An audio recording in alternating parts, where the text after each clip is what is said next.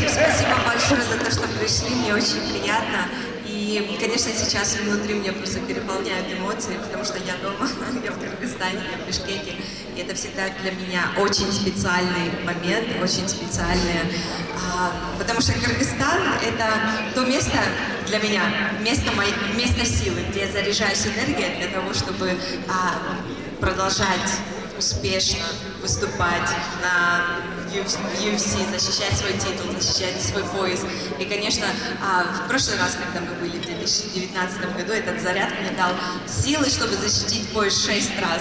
Надеюсь, что сейчас заряд силы, чтобы защитить пояс еще больше. Спасибо большое всем за то, что вы... Красивая девушка. Да. Ну вот это ладно. Ну это наш Чапан надо. Чапан очень вам будете. Оденьте, пожалуйста.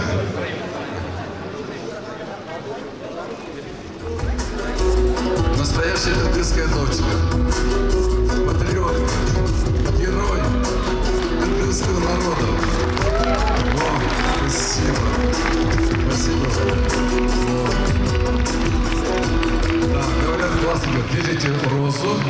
Вот, пожалуйста, вас снимает, смотрит весь мир. Гордится сегодня каждый кыргызстанец. Они все вас обожают, они все вас любят. Вот завтра наши вот здесь представители массовых средств информации, они передадут каждый дом, вот каждый регион, каждый город о том, что вот, у нас есть такой слово.